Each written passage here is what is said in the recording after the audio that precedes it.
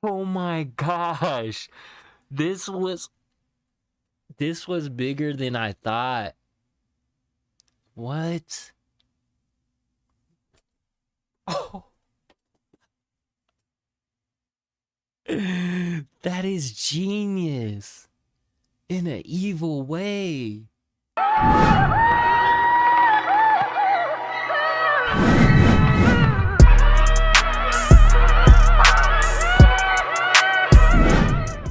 What's up, guys? Hope you guys are having a beautiful day, beautiful night, staying blessed as always. I definitely was waiting for this. I had to go watch it first. I had to go watch the Batman first. Great movie, by the way. If you haven't watched it, definitely go watch it. 10 out of 10 for me. One of the best Batman since The Dark Knight. For real, because the last Batman was not it. But this Batman, definitely it. But definitely wanted to see how he breaks down this full movie, and I'm pretty sure I missed a couple things. I was in the movie theater like wishing I could rewind back, like, dang, did I miss something? Like, I was looking because I watch his videos and stuff like that. I'd be looking for like Easter eggs and stuff like that. I'd be like, oh, and I'd be like I'd be wanting to rewind and pause it, but can't do that in a movie theater. But I suggest you definitely go see it in the movie theaters because it was a good experience. Definitely one of the best Batman movies since The Dark Knight. So I liked it. It was very it was different. It was a different feel, which obviously we're going to get for this one. Let's get straight to it. The Batman breakdown, full movie analysis by, you already know, the new Rockstars.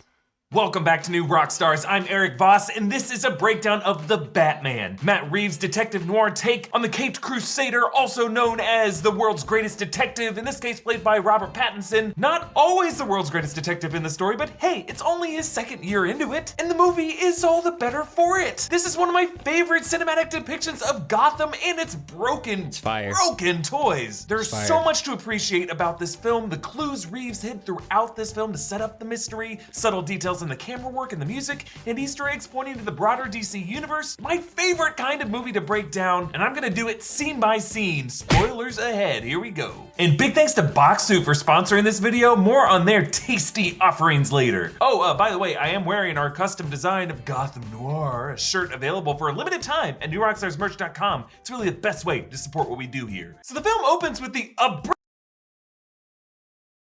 title text of The Batman filling the screen. Actually, the way the 2019 Joker opening title text filled that screen. But here, it's kind of like one of Bruce's red-tinted snapshots taken from his eye lenses, filling all of his vision. This film constantly shows extreme close-ups of eyes and fingers, objects so close we can't really distinguish them, as well as the point of view shots from those peepers, a reflection of this film's shifting points of view that keep us guessing who the real villains of the story are. The opening shot is actually one of these POVs from under the mask of the Riddler, his breath sucking through his military cold weather mask as he peers through binoculars, a recurring voyeurism as we later see Batman doing the same thing to Selena Kyle. This opening shot is reminiscent of John Carpenter's opening point of view shots in the movie Halloween, a silent boy killer heard only by his heavy breathing from behind his mask. The Riddler's gaze passes a cop guard sitting at the gate. Didn't you see, Seinfeld? You never give them a chair to sit in. There's lots of holes in the security. But then he lands on a boy dressed as a ninja inside, pretend killing his father before heading out to trick or treat. We've been primed by so many Batman films to expect the first kid we see to be a young Bruce Wayne, especially since Christopher Nolan's Batman Begins explored Bruce's backstory as a ninja, but this flips a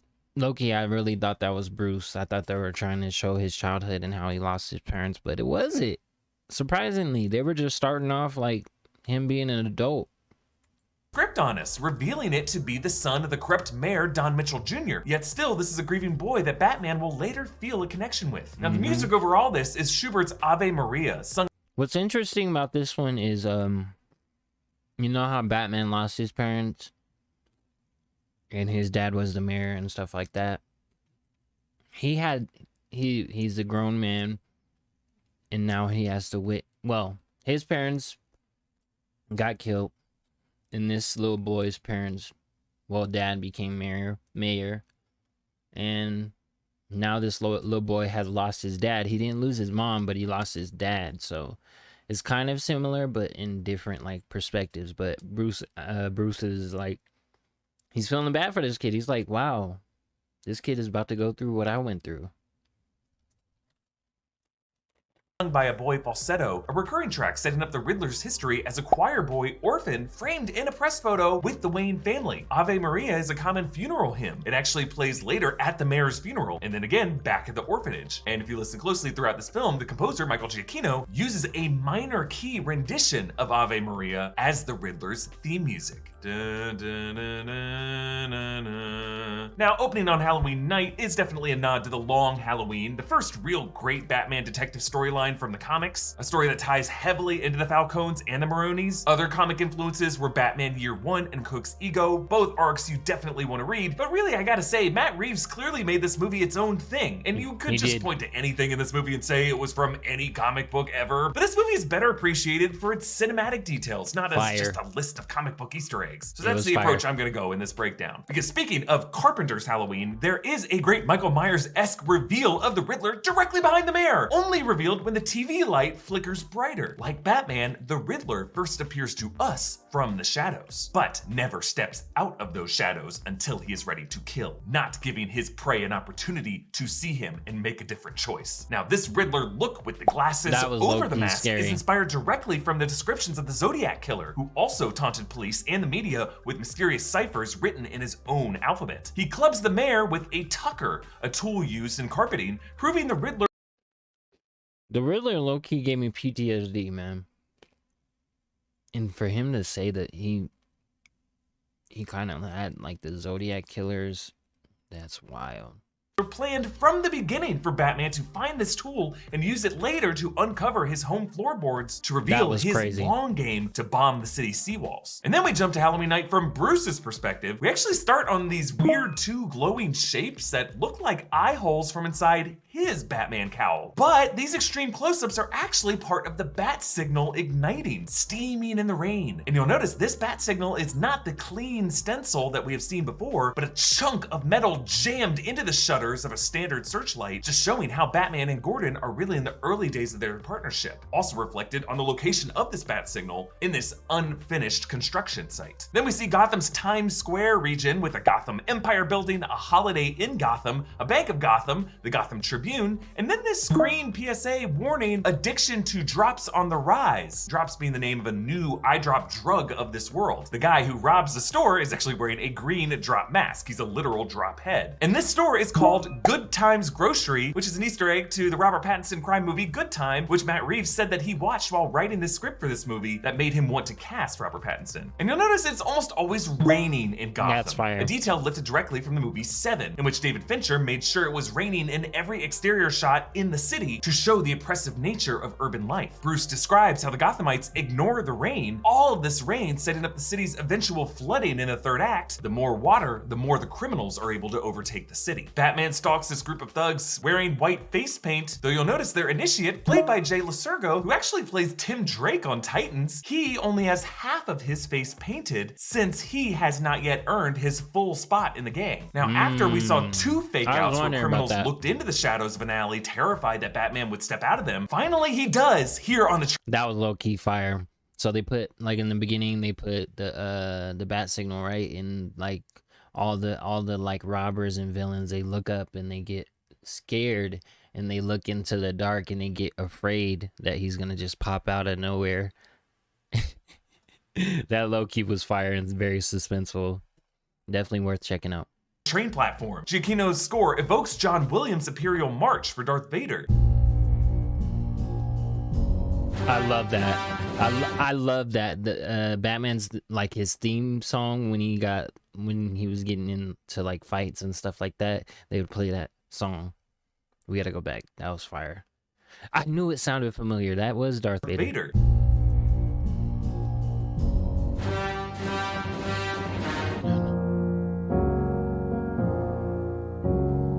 And Batman's entrance here definitely recalls Darth Vader's first arrival through the smoke in A New Hope. By the way, the cinematographer on this movie was Greg Fraser, who also DP'd Rogue One, which had its own iconic Darth Vader shots. And he introduces himself. The hell are you supposed to be?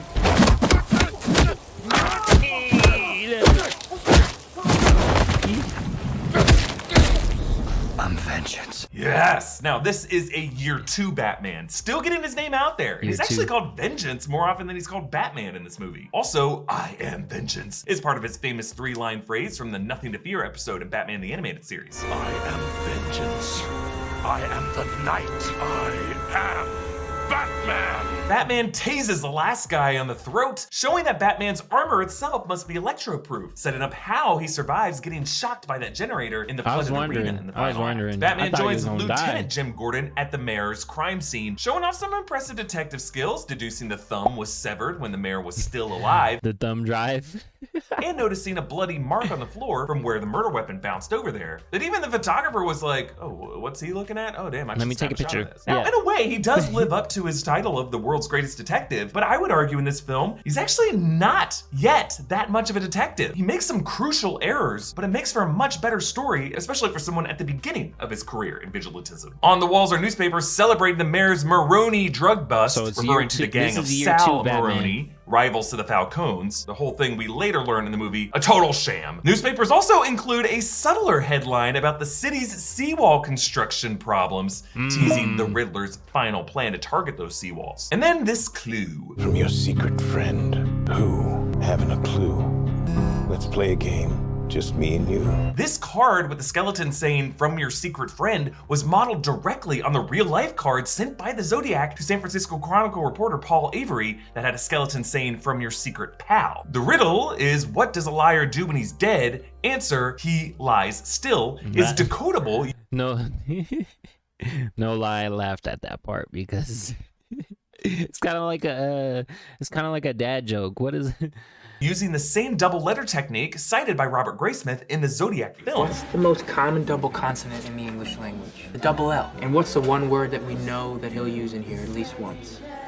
Kill. You'll notice how later Alfred will try using the same technique to mark off all the double O's before Bruce realizes that eliminating the 6 letters that they were given spells out the Riddler's favorite Ryan Gosling movie. From the crime scene, the music shifts to Nirvana's Something in the Way, with Kurt Cobain's lyrics reflecting this grunge take on Batman from Robert Pattinson, a guy who wishes he was homeless and feels more comfortable on the streets at night. But also, as the final track on Nirvana's Nevermind album, it actually precedes a secret track that comes after 10 minutes of silence called Endless Nameless. So this recurring track in the movie is really the something in the way of Bruce's true mindset, as he is a detective masking a secretly violent monster underneath that layer. Cobain's lyrics also reference the animals I've trapped, referring to the past criminals that Batman has caught in these first 2 years, and how the Riddler literally traps animals in cages for Batman to find. And you'll notice right as Bruce arrives in his Batcave, the old Wayne Tower subway station of Wayne Terminus, we hear Cobain singing, "Underneath the bridge,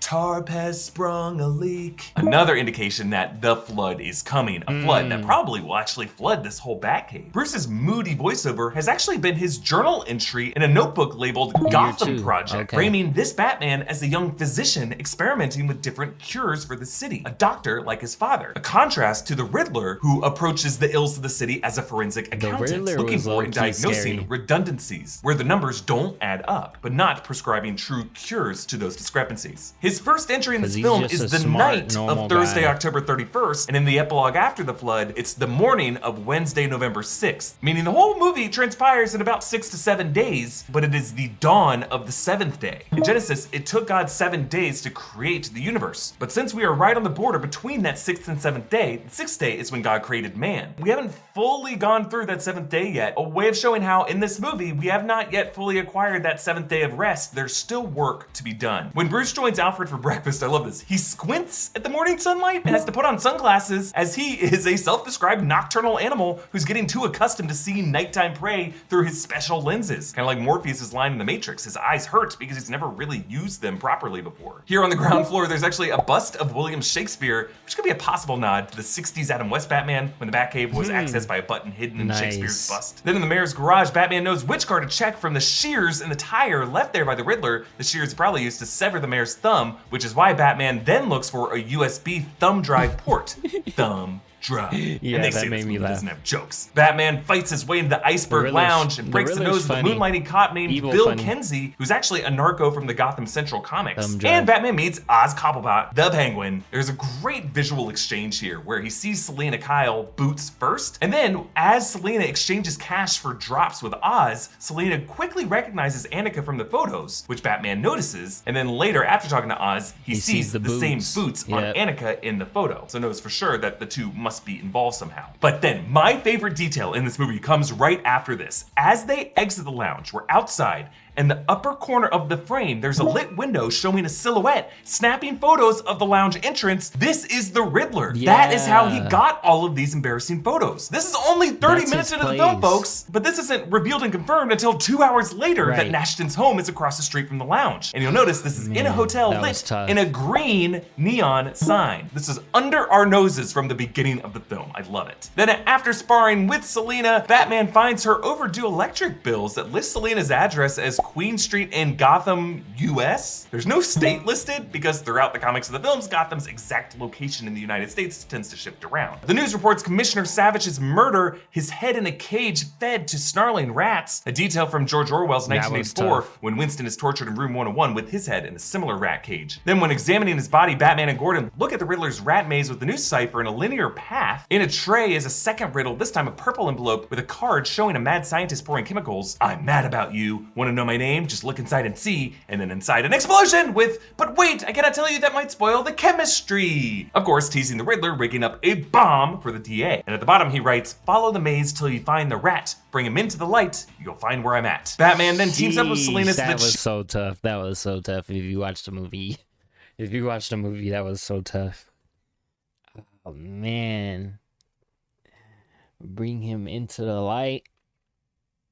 She wears his recording lenses to scan VIPs in the club. Here she meets DA Gil Colson, and as she talks with him, her red wig contrasts with the blue light on his face, which gets colors to get mirrored at the end of the night when the Riddler straps the neck bomb to him in the car, which Reeves and Fraser keep way out of focus, just flashing blue and red lights, evoking a police squad car. Ironic for him being the arm of the law, but now facing justice for his own corruption. I also really like the detail of Colson having to wipe the steam off the windshield since Riddler had been sitting in this parked car all night, steaming it up. And as the camera pulls back from this attack, it's all framed with a Gotham seawall in the foreground, the waves right up to the top, super high tide from all this rain, marking this street corner as one of the targets of the Riddler's later detonations. Alfred has translated the maze cipher to, you are El Rata Alada, saying that the Spanish isn't perfect, since, as Oz later points out, Rata Alada is a Spanish feminine noun and adjective, meaning it should have the pronoun of la, not el. A clue, of course, setting up the wordplay of URL. Also, perhaps a nod to the spelling and grammatical mistakes throughout the Zodiac's letters and ciphers, which some code breakers believe may have actually been intentional. Probably not, but most of these criminals think they're smarter than they are. Alfred gives Bruce Thomas's Wayne That one family was a tough cufflinks one. a W with a curved line through it, which visually matches the designs that the Riddler used for many of his symbols. Hard lines with curved S shapes or question mark shapes snaking through them. At the mayor's funeral, Bruce gets met with paparazzi. Now later in the Riddler's home, there's a newspaper clipping wall of a past Bruce Wayne tabloid photo with a smiling face behind him that matches the smile of Barry Keoghan, who plays the Joker in an Arkham prison cell in one of the final scenes. Now, I didn't see Barry Keoghan in this mob, but I just love the idea that he might have stalked Bruce as one of these photographers in the past, similar to how John Doe in Seven cameoed in plain sight earlier in the film as a paparazzo. Inside, a young man tries to sneak past the barrier before getting caught, and Bruce chats with another angry Ooh, fox. I remember that guy, but that's not him. I was like, who is this guy? He has to be somebody for them to put him in shot. But so the dude at the end was Joker, huh? Because he did kind of have a creepy laugh, and he did mention something about a clown. So, but his face kind of reminded me of like Two-Face, because his face was all jacked up on one side. It was weird. Daughter, glad that the mayor's dead. Both of these men are wearing dull green jackets. And I think they were both among Riddler's followers who later attacked the rally. Actually, that okay. angry dad is definitely the same guy who later gets unmasked on the catwalk and says he's vengeance. Now, you okay, can see, yeah, there's a yeah, lot to yeah, talk yeah. about when breaking down this amazing film. That's who So he to was. fuel me through this process, I've been trying my best to focus on. Funeral gets interrupted. The creepiest part was the guy that was just standing there looking at him while everybody left. Who was this guy? Was that Joker? Could that have been Joker? Because they did not show his face. Because he's looking like, I know you. Where the heck? Why aren't you supposed to be in jail? Didn't I put you in jail? He's looking at him like, look at his face. He's looking at him like fear.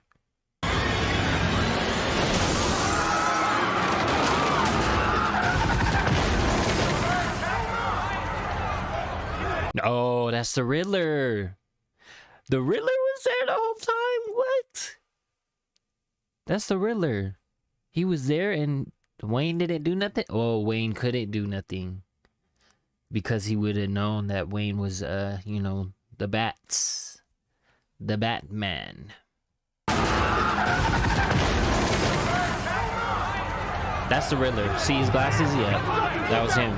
I love how for all this we stay inside the church. We only hear the faint engine revs, the screams, the dull pops of the gunshots, all growing louder and louder until the SUV crashes in. You'll notice the Riddler painted the letters DOA on the car, a joke for the DA being DOA, dead on arrival. And using a neck bomb this way may be inspired by the horrible incident involving Brian Wells in 2003. Very complex plot that involved theft and blackmail. I'd recommend a documentary I saw on Netflix about that, but I hate that documentary because it showed the death with zero trigger warning. Netflix, can you please just put a little trigger warning before that part happens? Or take it out? Anyway, Bruce returns as Batman to claim his third riddle, now in a yellow envelope. In these trying times, never forget, I'm just a phone call away. And then he wrote ring, ring, ring, ring, ring dozens of times. You'll notice the text gets more and more crammed in toward the bottom of the card. The Riddler's live stream includes comments egging the Riddler on, including one that says, hope it's a dud and we gotta do it all again Tuesday. A clue for how the Riddler actually plans to blow up the seawall on Tuesday, election day. Others diss Batman, screw the poser in black, I need more Riddler. And what if that's body armor? Think it'll save him from the blast? Indeed, it totally does. The Riddler asks, it can be cruel, poetic, or blind, but when it's denied, it's your violence you may find. Justice. The answer's justice. The second riddle, If you are justice, please do not lie. What is the price for your blind eye? he's referring to the cost of Coulson's bribes, which apparently is $10,000 a month, not to prosecute certain cases, which brings us to the third riddle. These riddles are fire, not gonna lie. The Riddler was spitting bars this whole time. The Riddler, I need the Riddler rap or something. The Riddler could spit bars without spitting bars, but I don't know how people seen him as a bad guy because he was taking out the people that were lying. He was taking out the people that don't care about Gotham, which it was clear. At the end of the day, was Riddler really a bad guy? I don't think so. In my personal opinion, I don't think Riddler did anything bad. He took people's lives, but at the end of the day, he didn't really have to take their lives, but he could have exposed them for the truth and scared the freaking living crap out of them. It made them tell the truth, which a majority of them did. But some of them didn't make it through. But, yeah. Since your justice is so select, please tell us which vermin you're paid to protect. But because Coulson will not give up the rat, Batman clashes with the GCPD, but Gordon helps him escape with a dramatic leap off the tower and wingsuit glide. But the part of the L train that he clotheslines is actually right next to that neon green hotel sign. So this is right where the Riddler lives. He probably saw all of this go down. Now, suspecting the Penguin is the winged rat, they follow into a drug deal at the recycling plant, leading to this shootout and chase. This movie's Batmobile fires up. It's a true muscle car with an exposed engine. Flames bursting up the side of the undercarriage. Like Batman himself, he's ready to explode. This street chase is some of the best action filmmaking I have seen. Reeves and Fraser mount the cameras on the sides of the cars to make us feel like we're looking through the side view mirror or we're in the back seat looking out. Meanwhile, the music that Giacchino uses here interrupts his main Batman theme. Which not gonna lie, whole Batman movie, crazy, fire. This freaking scene, the car chasing scene was my favorite out of all of them. Just cinematic and just amazing. I loved it. Just had to say that. Rapid percussive breaks.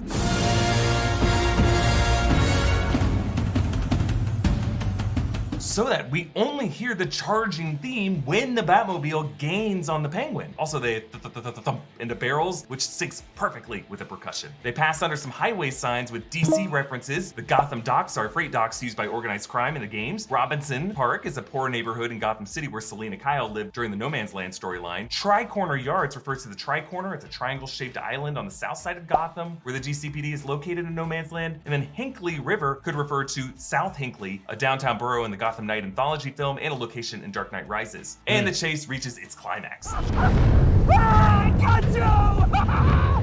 I got you!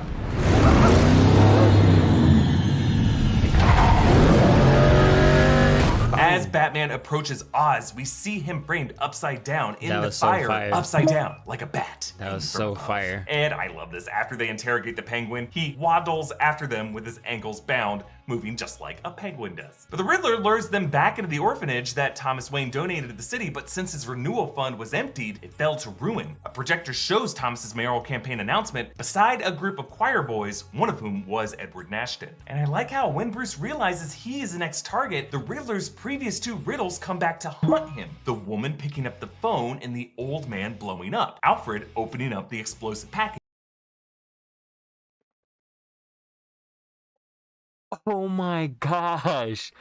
This was bigger than I thought. What?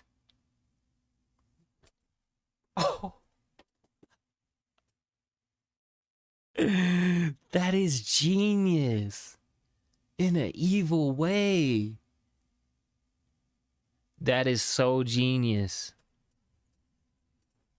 And Dory answering the phone to tell him he was too late. As Bruce tries to figure all of this out, laying out the evidence on the floor, an overhead shot positions him at the center of all this evidence as his dual roles as both the Wayne heir and Batman make him really the center of the Riddler's plot, more center than even the Riddler realizes. Selena reveals Falcone is her father, as has been the case in the comics, and Bruce sees the Riddler's latest video detailing the histories of the Wayne and the Arkham families, how reporter Edward Elliot uncovered the secret of Martha's parents' murder-suicide, leading to her being in and out of Arkham for years. She was actually the heiress of the Arkham family. Riddler wrote over this the word hush, referring to Thomas's hush payments on this story, but also a clear nod to the Batman Hush storyline, another great detective mystery that also features Batman and Catwoman romantically involved, while the Riddler orchestrates this plot from behind bars. That reporter's name, being Edward Elliot, could be a nod to the great-grandfather. I really wish they would have stuck with the pimp suit Riddler, but this one is kind of creepier than anything.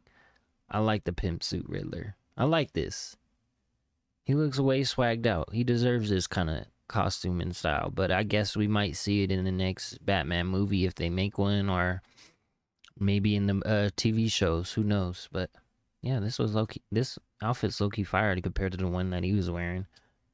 This plot from behind bars. That reporter's name, being Edward Elliot, could be a nod to the great-grandfather of Thomas Elliot, aka Hush, in that storyline. Thomas's cease and desist comes from the law firm of Miller and Moore, an Easter egg to the comic writers Frank Miller and Alan Moore, who wrote what I think are the best Batman graphic novels, The Dark Knight Returns and The Killing Joke, respectively. Falcone tells Bruce that Sal Maroni had his parents killed to keep Thomas from being a forever loyal asset to Falcone, but Alfred clarifies that Thomas was actually planning to sell out Falcone to the police on the night that they were murdered. He could just never verify if it was actually Falcone's doing. And I love that this movie keeps it a mystery. Selena is able to get the truth out of Kinsey that Falcone killed Annika, and that Falcone was the true winged rat, being protected by city leaders and ruling over the corruption of all of Gotham, as everyone was really draining Thomas's billion-dollar renewal fund. The way this mystery unfolds in the movie parallels the movie Chinatown, which explores how the city of Los Angeles was built on corrupt dealings around the city's water infrastructure, including the twist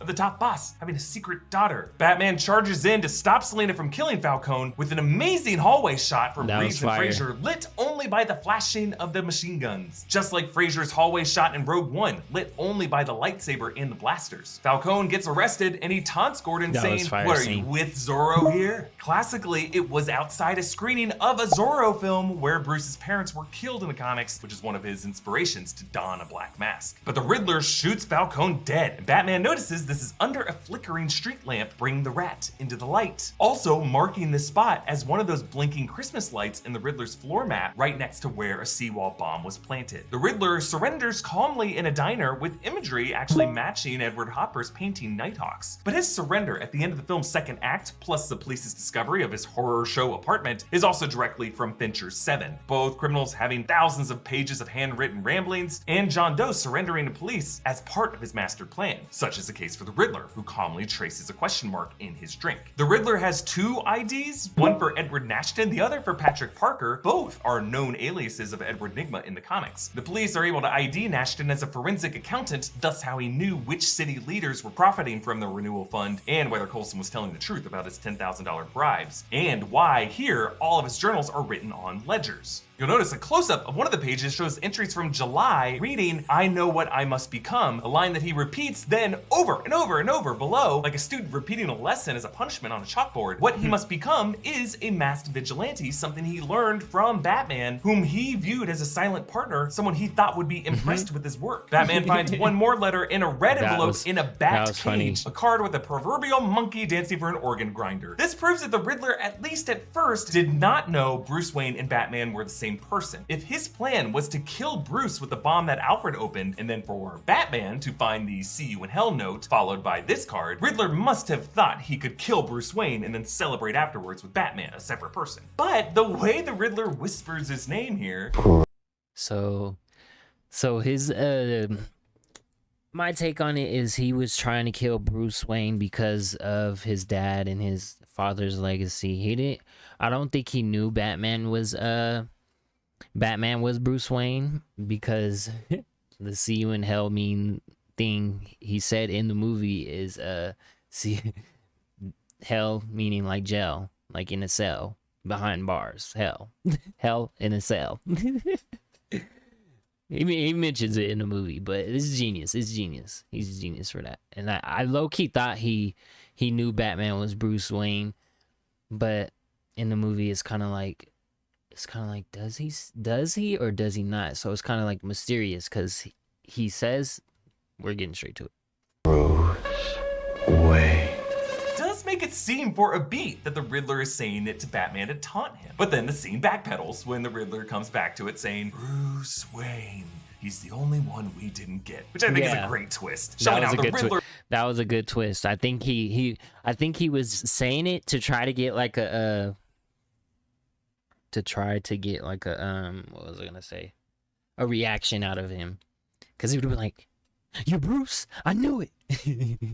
But he didn't get a reaction out of him. Batman was just sitting there like, "Oh, he knows who I am," until he said that. And he was like, "Okay, what's your deal?" Now I can act like I'm interested. Him and Batman working together to bring down the elites like Bruce Wayne. He did was kind just of work repeating the together name with out of his own personal lingering envy for the orphan who got the spotlight instead of him. But I think there is another way to read this, that perhaps after setting his plan into motion, putting those stamps on all the letters and sending them out, when Bruce Wayne ended up not dying in the explosion, the Riddler might have been able to conclude that was because he led him that night to the orphanage, accidentally keeping his target away from harm, so that maybe now he might know that they are the same person, he's just not yet revealing that he knows, continuing to tease Batman. I don't know, I could make an argument either way, and the fact that Paul Dano walks the line so carefully so that we're not really sure how much the Riddler knows is what makes him so great. When Batman returns to the Riddler's apartment, on his social media account, he finds comments from others, including one who says, "Don't forget the cling wrap." Paul Dano actually revealed in an interview that originally he committed to wrapping his whole body in cling wrap so that the Riddler wouldn't leave any DNA at the crime scenes, but Paul Dano eventually just gave up doing that because when you wrap your body in cling wrap, your skin cannot perspire. So the plan comes to fruition and the vans explode, the seawall caves flooding the city, enacting an Old Testament disaster, a plague upon the city, wiping it clean. And this herds everyone into high ground at Bella Real's campaign rally in the arena where the Riddler's followers plan to open fire, but Batman drops in, takes them all down, fighting alongside Selina. At one point he injects himself with adrenaline, he goes full Ralphie Parker. You fucking Notre Dame nipple! bang, don't stinking piss. Did you hear what he said? But floodwater pours in, and a loose electrical cable dangles over the water, so Batman swings over and, using the detachable chest emblem blade that we saw him use before, he cuts the cable, knowing that his shock-absorbent armor will protect him. I mean, I love this reveal, as it confirms my theory from over 2 years ago when I demonstrated how that chest piece could actually be made into a blade by fully making one out of cardboard and then stabbing Philip with it. And then he leads the survivors to safety. He is transformed from a shadow to be feared to a beacon of hope. And for the first time in this movie, as he looks into the daylight, he does not squint. Meanwhile, his voiceover describes how the flooded city is now at risk for a new criminal takeover as we see the Penguin gaze out at its new empire. A flooded city, perfect for a penguin, a flightless bird, but an excellent swimmer. Back in Arkham, Barry Keoghan cameos as the unscreened Arkham prisoner in the cell beside Riddler's, saying, "One day you're up, the next you're a clown," laughing maniacally while teasing a wide grin and a bit of a disfigured face. Yes, the Joker, which was further confirmed by this movie's post-credit clue, directing us back to RataAlada.com, where a new cipher revealed the symbol for the letter Z, leaving the only letter left in the Riddler's alphabet still a mystery, the letter J. Well, Mr. J, his new best friend. Actually, since then, a new cipher dropped on the site translating to, "You think I'm finished, but perhaps you don't know the full truth. Every ending is a new beginning. Something is coming." Still, in all those letters, no J. Matt Reeves actually confirmed in an interview that there is a deleted scene in which Batman, after seeing the Riddler's clues pointing to him in particular, did actually meet with the Joker face to face in Arkham to consult with him. I guess kind of like Clarice Starling consulting with Hannibal Lecter, and he indicated that it might show up on the Blu-ray release. In the final scene, Selena says she is planning on moving to Bloodhaven, a neighboring city in the comics known as the base of operations of Nightwing, but Batman does not follow her, and she says, "Who am I kidding? You're already spoken for." Now yes, this is something Alfred says in the Year Zero comics, but as Selena says it, her eyes dart to the left, her eye line is connecting with the bat signal in the sky. That was the first No cap. I kind of, why am I saying no cap? Honestly, when she said that, I was thinking to myself, like, this reminds me of Mary Jane in Peter Parker. I'm talking about, Toby and Mary. That Toby Spider-Man and Mary Jane. When he chose his hero life over love life, and it kind of destroyed the fact that he could never be there. So, I mean, eventually maybe Catwoman and Batman get together again and fight. I don't know. But am I the only one that thought that? I really thought, I was really thinking of Mary Jane and then Spider-Man when she said that. Because it's like, oh, she wanted to live happily ever after, but Gotham is yours, Batman. You're already spoken for.